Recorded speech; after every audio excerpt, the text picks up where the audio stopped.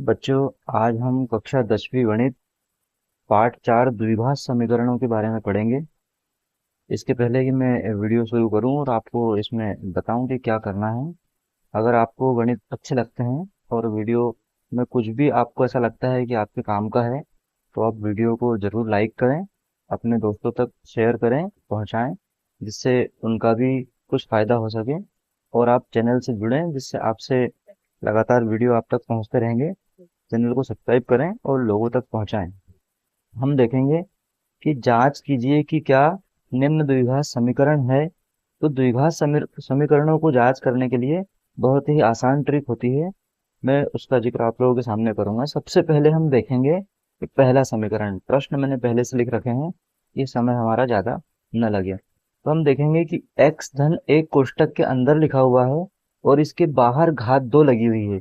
इसका मतलब ये है कि जब भी कोष्टक के बाहर हमको सूत्र नहीं पता, उससे हमको कोई मतलब नहीं। तो हम तो ये देखेंगे कि अगर कोष्टक के बाहर घात 2 लगी हुई है, इसका मतलब इससे जो समीकरण बनने वाला है वो द्विघात का मतलब होता है कि दो घात वाला समीकरण होगा ही होगा। इधर हम देखेंगे कि x की घात जो है वो 1 है, मतलब कोई घात नहीं है, अकेला x लिखा हुआ है। इसका मतलब यहाँ पर एक घात लगी हुई है। तो इधर वाली घात से इधर वाली जो दो घात है उसको कटने का कोई खतरा नहीं है। इसलिए हम कह सकते हैं कि ये जो समीकरण दिया हुआ है ये द्विघात समीकरण है। हमको कुछ नहीं देखना है, केवल ये देखना है कि इधर अगर कोष्टक के बाहर 2 लिखा हुआ है और इधर कोष्टक के बाहर 2 नहीं है और बाहर x भी नहीं है, केवल x एक ही जगह लिखा हुआ है, तो निश्चिंत होकर इसको आप लगा दें कि ये द्विघात समीकरण है। दूसरे प्रश्न में हम देखेंगे कि जैसा इधर बाहर लिखा हुआ था, लेकिन यहाँ पर x की घात 2 अलग से दे रखा है, ऋण 2x दिया है, और बराबर के उधर जो है वो x एक ही बाहर है, कोष्टक के बाहर x नहीं लिखा हुआ है। इसका मतलब ये है कि इधर भी घात 2 होने की संभावना नहीं है। तो हम कह सकते हैं कि ये जो समीकरण है ये x की घात 2 को कोई खतरा नहीं है किसी से भी, तो ये अंत तक बनी रहेगी। इसका मतलब ये है कि ये भी द्विघात समीकरण है। अब हम देखेंगे तीसरे प्रश्न में कि x का गुणा x में होगा तो x की घात 2 हो जाएगी। इधर भी हम x का गुणा x में करेंगे तो x की घात 2 हो जाएगी। बाकी हमको गुणा करके देखने की आवश्यकता नहीं है। और हम जब इस घात को उधर लेकर जाएंगे बराबर के, तो ऋण की हो जाएगी और इससे घट जाएगी। इसका मतलब x की घात 2 से x की घात 2 कट जाएगी। बचा हुआ जो है वो x की घात 2 नहीं बचेगा। इसका मतलब ये है कि ये द्विघात समीकरण नहीं है। इसको जांचने का एक और बहुत आसान तरीका ये है कि यहाँ भी x के सामने कुछ लिखा हुआ नहीं है, यहाँ भी x के सामने कुछ लिखा हुआ नहीं है, तो x का x में गुणा होने पर इसकी एक घात और इसकी एक घात जुड़ेगी। गुणा करने में घातें जुड़ती है, तो एक और एक हो जाएगी 2 घात। यहाँ पर भी x के सामने कुछ नहीं है, यहाँ पर भी x के सामने कुछ नहीं है, तो गुणा जब होगा तो इसकी एक घात और इसकी एक घात आपस में जुड़ेगी, तो यहाँ भी घातें हो जाएगी 2। हम देखेंगे कि दो बराबर घातें अगर हो जाए और सामने कोई संख्या बराबर लिखी हुई हो तो आपस में कट जाते हैं। जब कट जाएंगे तो यहाँ द्विघात बचेगी नहीं, इसलिए हम लिख देंगे द्विघात समीकरण नहीं है। इस प्रश्न को देखेंगे, यहाँ पर x के सामने कुछ नहीं है, लेकिन यहाँ पर x के सामने 2 लिखा हुआ है, तो ये 2 तो 2 रहेगा और एक घात इसकी और एक घात इसकी, इसका आपस में गुणा होगा, तो ये हो जाएगा 2x की घात 2। और बराबर के इधर हम देखेंगे x के सामने कुछ नहीं है, यहाँ भी x के सामने कुछ नहीं है, इनका आपस में गुणा होगा तो घातें 2 हो जाएगी। आप देख पा रहे होंगे कि यहाँ 2x की घात 2 है और यहाँ 1x की घात 2 है। तो जब हम इधर लेकर आएंगे बराबर के, तो ऋण का होगा, तो ये कटेगा नहीं, ये घटेगा। 2x वर्ग में से 1x वर्ग घट जाएगा। इस प्रकार से 2x वर्ग ऋण x वर्ग बराबर यहाँ x वर्ग बचेगा। इसका मतलब यहाँ से दो घात जो है वो गायब नहीं हो रही है, तो हम कह सकते हैं कि ये जो है वो द्विघात समीकरण है। ऐसे ही इस प्रश्न में भी इसको देखने का आसान तरीका ये है कि अगर x के सामने दो में से किसी एक संख्या में कुछ लिखा हुआ है और बराबर के उधर नहीं लिखा हुआ है, इसका मतलब द्विघात समीकरण होगा। इधर भी हम देखेंगे x के सामने 2 लिखा हुआ है, यहाँ नहीं लिखा हुआ है, आपस में गुणा होगा, 2 एकम 2 हो जाएगा, एक और एक 2 घात हो जाएगी। बराबर के उधर हम देखेंगे इसके सामने भी कुछ नहीं है, इसके सामने भी कुछ नहीं है, इसका मतलब यहाँ पर x की घात 2 रहेगा। ये भी उसी प्रकार घटेगी जैसे यहाँ घटा था और एक x वर्ग बच जाएगा।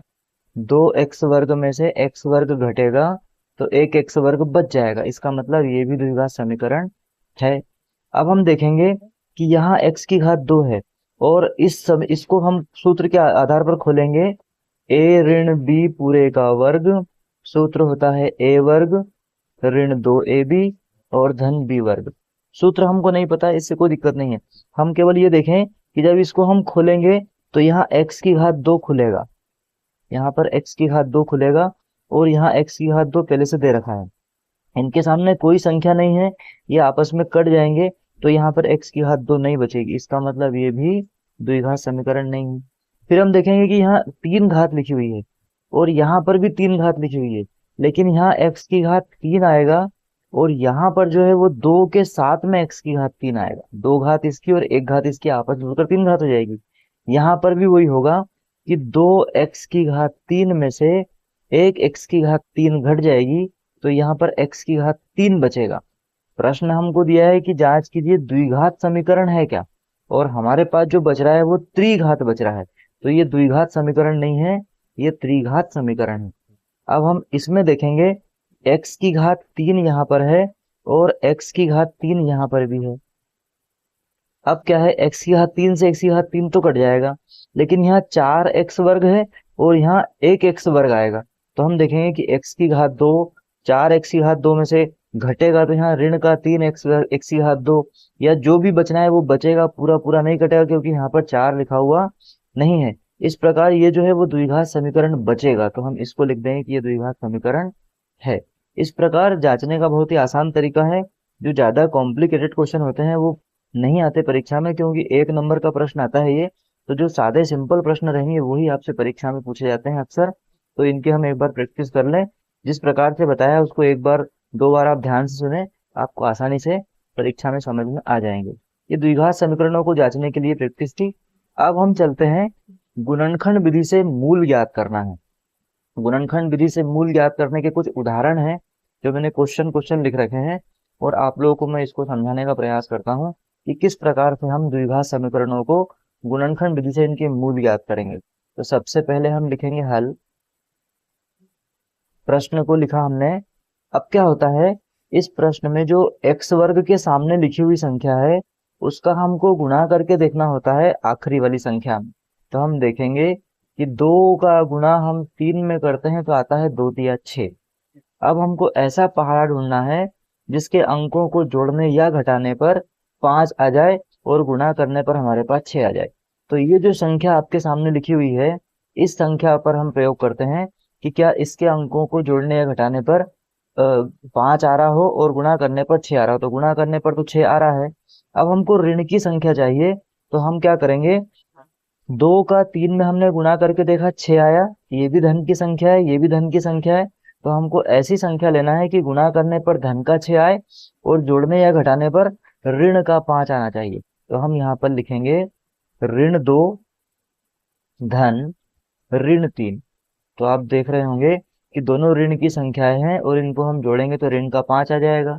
और एक जैसे चिन्हों का आपस में गुणा करते हैं तो हम देखेंगे कि ऋण 2 का गुणा हम ऋण 3 में करते हैं तो धन की संख्या आएगी और 3 दूनी 6 हो जाएगा। इस प्रकार हमारी दोनों शर्तें इसमें सामने आ गई कि हम किस प्रकार से करेंगे। ये तो लॉजिकल चीजें हैं जो हमको समझना था, लेकिन इसमें हम किस प्रकार समझेंगे, तो हम देखेंगे कि 2 तिया 6 होता है और इस 5 को हमको 5 को इस प्रकार से लिखना है कि हमारा गुणा करने पर 6 भी आ जाए और 5 भी आ जाए। तो इसमें याद ऐसे रखेंगे हम, यहाँ पर 2 है और यहाँ पर 3 है, तो हम क्या करेंगे, इस 5 को 2 और 3 में तोड़ देंगे। तो यहाँ लिखेंगे हम 2x वर्ग, 2 और 3 में तोड़ेंगे तो यहाँ लिखेंगे 2x, यहाँ लिखेंगे ऋण 3x और यहाँ लिखेंगे धन 3 बराबर 0। क्या करा हमने, इस 5 को ये 2 और 3 में तोड़ दिया, क्योंकि 2 और 3 जुड़कर वापस से 5 हो जाएगा। अब हमारे पास 2 अलग अलग खंड हो गए, एक खंड ये है और एक खंड ये है।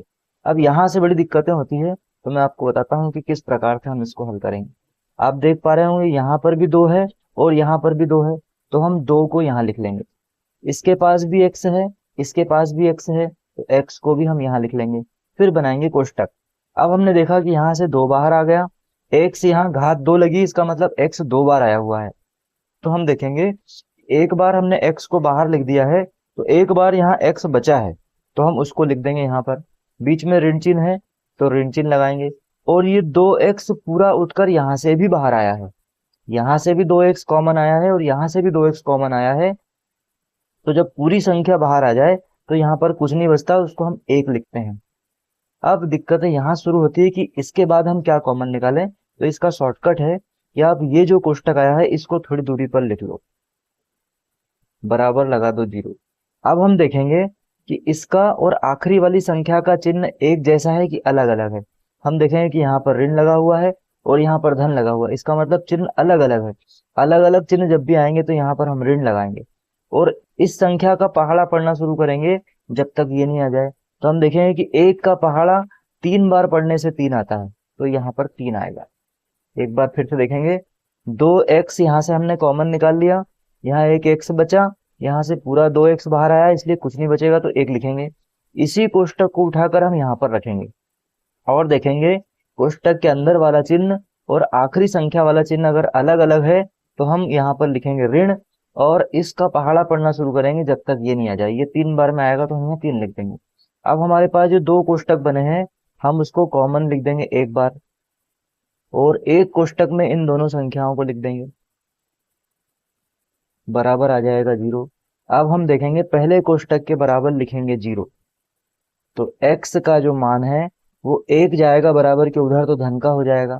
तो एक बार x का जो मान है हमारा वो हो गया 1। एक बार हम लिखेंगे 2x ऋण 3 बराबर 0, तो लिखा हमने 2x ऋण 3 बराबर 0। तो हम देखेंगे कि 2x बराबर, ये 3 जाएगा बराबर के उधर तो ये हो जाएगा धन का, तो धन का चिन्ह लगाने की आवश्यकता नहीं होती। यहाँ फिर लिखेंगे हम x का मान, तो 3 अपनी जगह पर रहेगा, बटे की लाइन खींचेंगे और हम x के बगल में जो लिखा हुआ है उसको इसके बटे में लिख देंगे। तो हम देख पा रहे हैं कि x के हमारे पास 2 मान आ गए, एक मान आया है 1 और एक मान आया है 3/। तो इस प्रकार से हम इनको हल कर लेते हैं। अगला प्रश्न देखते हैं, अगले प्रश्न को हम किस प्रकार से हल करेंगे। ऐसा का ऐसे ही प्रश्न है, हम इसको देखेंगे कि किस प्रकार से हम हल करेंगे। अब हमारे पास समस्या ये है कि 6 और 2 दिया हुआ है, तो 6 का हम 2 में गुणा करेंगे, तो 6 का 2 में गुणा करने से 6 दूनी 12 आ जाएगा। अब हमको ऐसी संख्या चाहिए जो कि गुणा करने पर 12 भी आता हो और उनके अंकों को जोड़ने या घटाने पर हमको 1 मिलना चाहिए। तो ऐसा एक पहाड़ा 3 गुणा 4 में आता है, तो हम देखेंगे 3 चौक 12 भी हो जाएगा। और यहाँ पर हम बड़ी संख्या को अगर आगे लिख लें और छोटी संख्या को पीछे लिख दें तो यहाँ पर हमारे पास 4x में से 3x घटेगा तो 1x भी बच जाएगा। तो इस प्रकार से हम देख सकते हैं कि हमारे पास जो संख्या है वो 3 और 4 के रूप में आएगी बाहर, तो हम इसको 4 और 3 के रूप में लिखेंगे। 3 चौक 12 भी होता है और 4 तिया 12 भी होता है, क्योंकि हमको अगर यहाँ ऋण का चिन्ह चाहिए तो जो संख्या हम देख रहे हैं 2 अंकों वाली, ये 2 संख्याएं अलग अलग हम जो देख रहे हैं 3 और 4 जो अंक हमारे पास आना चाहिए उसमें बड़े अंक को आगे रखते हैं जिसमें ऋण चिन्ह हमारे पास आ जाएगा। देखते हैं कैसे करेंगे। तो यहाँ लिखेंगे हम 6x वर्ग, इस ऋण x को हम 2 भाग में तोड़ रहे हैं 4 और 3 में, तो 4 को आगे लिखेंगे ऋण लगाकर और धन का लिखेंगे 3x, ऋण 2 बराबर 0। ऐसा क्यों करा, क्योंकि ऋण 4x में से 3x घटाएंगे तो ऋण का x बच जाएगा। अगर हम ऋण 3x में से धन का 4x यहाँ पर लिखेंगे तो 4x में से 3x जाएगा तो x धन का बचेगा, पर हमको x ऋण का चाहिए। तो इसलिए हम देखेंगे कि जो अंक हम ले रहे हैं उसमें बड़ा जो है वो ऋण का होना चाहिए और छोटा वाला हम धन का लेंगे। अब हम देखेंगे कि 6 और 4 कौन से पहाड़े में आते हैं, तो हम देखेंगे कि 2 के पहाड़े में दोनों आते हैं, तो यहाँ पर 2 कॉमन निकाल देंगे और दोनों में x है तो एक x भी बाहर निकल जाएगा। अब 2 के पहाड़े में 6 कितनी बार में आता है, 3 बार में, तो यहाँ 3 आएगा। x 2 बार लिखा था तो 1 बार बाहर निकल गया, 1 बार अंदर बचेगा, ऋण चिन्ह है ऋण चिन्ह लगा देंगे। फिर 2 के पहाड़े में 4 कितनी बार में आता है, तो हम देखेंगे कि 2 दूनी 4 होता है, ये x तो बाहर आ गया, तो अंदर बचा हमारे पास 3x ऋण 2। यही संख्या को कुछ दूर कोष्टक में लिख देंगे 3x ऋण 2 और बराबर लगा देंगे 0। हम देखेंगे कि कोष्टक वाली संख्या का चिन्ह और अंतिम संख्या का चिन्ह है जो एक जैसा अगर है तो यहाँ पर हम लगाएंगे धन, अलग अलग है तो यहाँ लगाएंगे हम ऋण। जैसे हमने पिछले सवाल में देखा था इसका और इसका चिन्ह अलग अलग था तो ऋण लगाया था।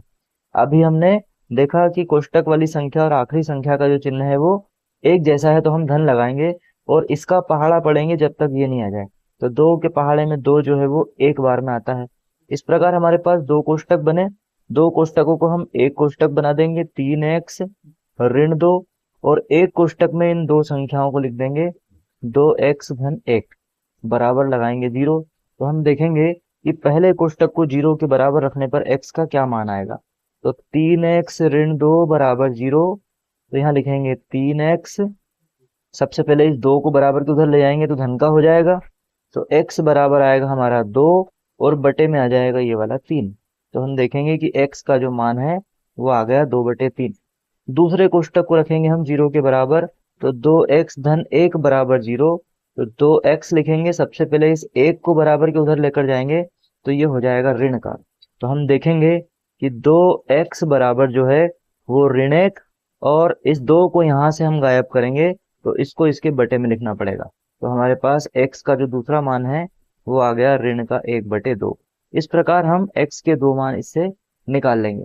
तो बहुत ही साधारण प्रश्न है, लेकिन इनकी प्रैक्टिस अगर नहीं होगी तो परीक्षा में आपसे नहीं बनेंगे। इसको हमको बार बार करके देखना पड़ेगा। एक प्रश्न है करनी वाला है, इसमें लिखने में समय न खराब हो, इसलिए मैंने इसको पहले से हल करके रखा है। मैं इसको स्टेप बाय स्टेप आपको समझा देता हूँ। उदाहरण है ये, 3x² ऋण करनी 2 करनी 6x धन 2 बराबर 0। सबसे पहले इस प्रश्न को हम क्या करेंगे, बीच वाली संख्या जो है उसको 2 भाग में तोड़ेंगे। यहाँ ऋण 2 लिखा है तो इस 2 को 2 भाग में तोड़ा, 1 और 1 2। तो ऋण करनी 6 ऋण करनी 6 हो जाएगा ऋण 2 करनी 6। तो पहली बार में तो इस 2 को 2 भाग में लिख लिया है। अब उसके बाद में अगली स्टेप में हमने क्या करा कि करनी 3 जो 3 लिखा हुआ है उसको हम करनी से बाहर कभी लाते हैं तो हम इस प्रकार से लिखते हैं कि 3 गुणा 3 अगर करनी के अंदर लिखा हुआ है और यहाँ कुछ भी लिखा हुआ नहीं है, इसका मतलब 2 लिखा हुआ है, और जो संख्या अंदर 2 2 बार होगी वो एक एक बार बाहर निकल जाएगी। इसका मतलब यहाँ से बाहर निकलेगा 3। इसका मतलब इस 3 को हम इस प्रकार से लिख सकते हैं, करनी के अंदर 3 गुणा 3। बाकी करनी 6 को हम लिख सकते हैं 3 गुणा 2, 3 दूनी 6 होता है। और ये 2 जो संख्याएं लिखी हुई थी उनको वैसा का वैसा ही लिखा है। अब आप देख पा रहे होंगे करनी 3 यहाँ पर भी है, करनी 3 यहाँ पर भी है, तो करनी 3 इन दोनों में से कॉमन निकाल दिया। x यहाँ पर भी है, x यहाँ पर भी है, x को भी कॉमन निकाल दिया। अब करनी 3 2 बार लिखा हुआ था, एक बार करनी 3 अंदर बचेगा। x भी 2 बार लिखा हुआ था तो एक बार x भी अंदर बचेगा। ऋण चिन्ह का हम ऋण चिन्ह लगा देंगे। यहाँ से करनी 3 बाहर निकल चुका है, x भी बाहर निकल चुका है, तो केवल करनी 2 बचेगा। इस प्रकार हमारे पास करनी 3x ऋण करनी 2 बचा। इसी को उठाकर हम यहाँ कोष्टक के अंदर लिख देंगे, बराबर लिख देंगे 0। अब हम देखेंगे कि अलग अलग चिन्ह है, अलग अलग चिन्ह है तो यहाँ ऋण लगेगा।